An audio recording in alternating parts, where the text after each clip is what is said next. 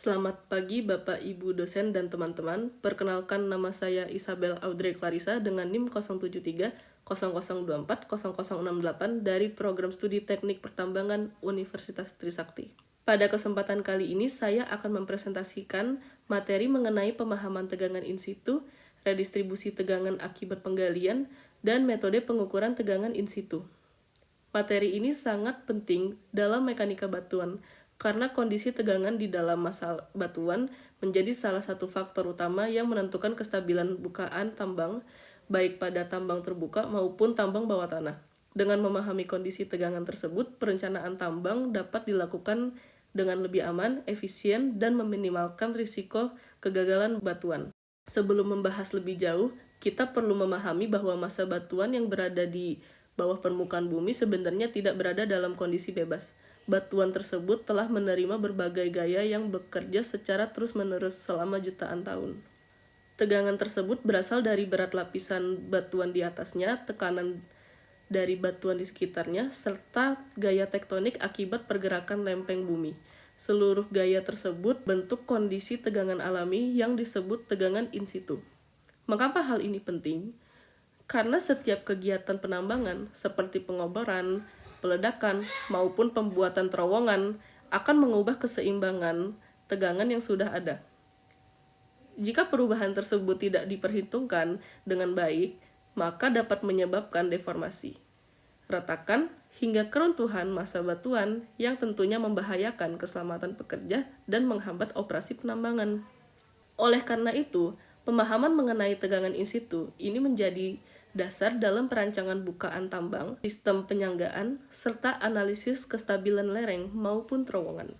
Tegangan in situ adalah kondisi tegangan alami yang telah bekerja pada massa batuan sebelum adanya aktivitas manusia, seperti pengeboran, peledakan, maupun penggalian.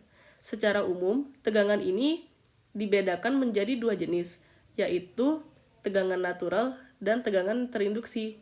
Tegangan natural merupakan tegangan yang terbentuk secara alami akibat gaya gravitasi, aktivitas tektonik, dan proses geologi yang berlangsung dalam waktu yang sangat lama. Sedangkan tegangan induksi merupakan tegangan yang muncul sebagai akibat dari aktivitas manusia, misalnya ketika dilakukan penggalian terowongan, peledakan, atau penambangan.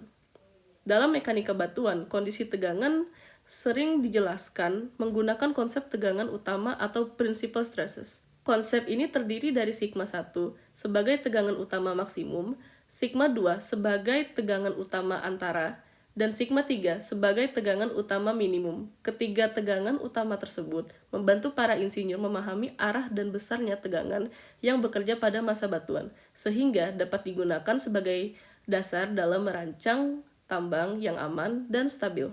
Terdapat beberapa jenis tegangan awal yang bekerja pada massa batuan. Yang pertama adalah tegangan gravitasi, yaitu tegangan yang berasal dari berat lapisan batuan yang berada di atasnya. Lalu selanjutnya adalah tegangan vertikal. Nilai tegangan ini akan semakin besar seiring bertambahnya kedalaman. Secara sederhana, tegangan vertikal dapat diperkirakan menggunakan persamaan sigma V sama dengan gamma dikali H, di mana gamma adalah berat isi batuan dan H adalah kedalaman. Jadi, semakin dalam posisi batuan dari permukaan, semakin besar pula tegangan vertikal yang bekerja pada batuan tersebut. Selanjutnya terdapat tegangan horizontal yang dipengaruhi oleh kondisi geologi, sifat elastis batuan, serta efek Poisson. Selain itu terdapat tegangan tektonik yang muncul akibat pergerakan lempeng bumi hingga menghasilkan gaya tekan maupun gaya tarik pada massa batuan. Yang terakhir ada tegangan sisa, yaitu tegangan yang masih tersimpan dalam batuan akibat proses geologi masa lalu, seperti pelipatan, patahan, maupun aktivitas vulkanik. Seluruh tegangan tersebut bekerja secara bersamaan sehingga membentuk kondisi tegangan in situ yang berbeda pada setiap lokasi tambang. Ketika dilakukan penggalian, sebagian massa batuan dihilangkan sehingga keseimbangan tegangan alami berubah. Tegangan yang sebelumnya bekerja pada batuan yang digali tidak hilang begitu saja, tetapi akan berpindah ke batuan di sekitarnya. Perubahan jalur tegangan inilah yang disebut sebagai redistribusi tegangan. Akibat redistribusi tersebut, terbentuk dua zona utama, Zona pertama adalah stress concentration, yaitu daerah yang mengalami peningkatan tegangan. Pada zona ini, tegangan dapat menjadi jauh lebih besar dibandingkan kondisi awal sehingga berpotensi menyebabkan retakan atau kegagalan batuan. Zona kedua adalah stress relief, yaitu daerah yang mengalami penurunan tegangan karena sebagian beban telah dilepaskan akibat adanya bukaan tambang. Besarnya redistribusi tegangan dipengaruhi oleh bentuk bukaan, ukuran bukaan, kedalaman tambang, serta sifat mekanik batuan. Redistribusi tegangan yang tidak terkendali dapat menyebabkan berbagai bentuk kegagalan massa batuan. Salah satu contohnya adalah rock burst, yaitu pelepasan energi elastis secara tiba-tiba akibat tingginya konsentrasi tegangan pada batuan. Selain itu, terdapat spalling, yaitu terlepasnya lapisan batuan pada dinding bukaan akibat tegangan tekan yang tinggi. Fenomena lainnya adalah roof collapse, yaitu runtuhnya atap terowongan, serta floor heave, yaitu terangkatnya lantai terowongan akibat tekanan dari bawah. Untuk mengurangi resiko tersebut, biasanya digunakan sistem penyangga seperti rock bolt, shotcrete, maupun steel set, sehingga kestabilan bukaan tambang tetap terjaga. Karena tegangan di dalam batuan tidak dapat diamati secara langsung, maka diperlukan metode pengukuran khusus. Metode pertama adalah overcoring, yaitu metode yang mengukur perubahan tegangan setelah inti batuan dibebaskan dari tegangan melalui proses pengoboran. Metode ini memiliki tingkat akurasi yang tinggi, tetapi membutuhkan biaya yang relatif besar. Metode kedua adalah hydraulic fracturing, yaitu dengan mempompa fluida bertekanan tinggi ke dalam lubang bor, hingga batuan mengalami rekahan. Dari tekanan saat rekahan terbentuk, dapat diperkirakan besar tegangan yang bekerja pada batuan. Selain itu, terdapat hydraulic testing of pre-existing fractures, yang memanfaatkan rekahan alami pada batuan untuk memperkirakan kondisi tegangan. Kemampuan flat jack test, yang digunakan untuk mengukur deformasi pada permukaan batuan, dan borehole slotting, yang mengukur perubahan tegangan setelah dibuat celah kecil pada lubang bor. Setiap metode memiliki kelebihan dan keterbatasan sehingga pemilihan harus disesuaikan dengan kondisi geologi dan tujuan investigasi.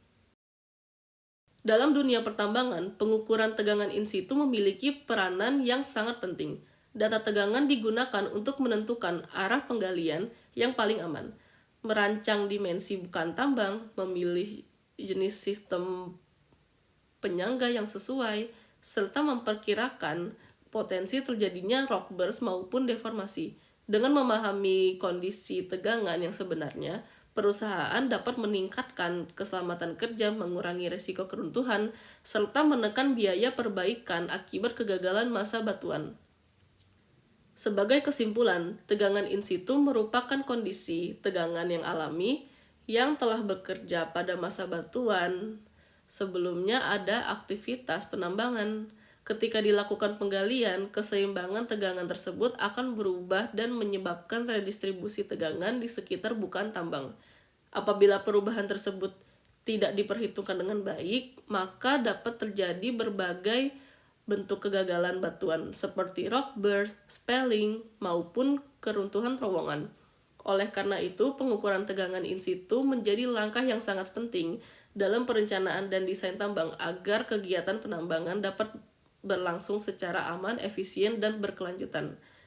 Demikian presentasi yang dapat saya sampaikan. Terima kasih atas perhatiannya, Bapak Ibu dosen dan teman-teman.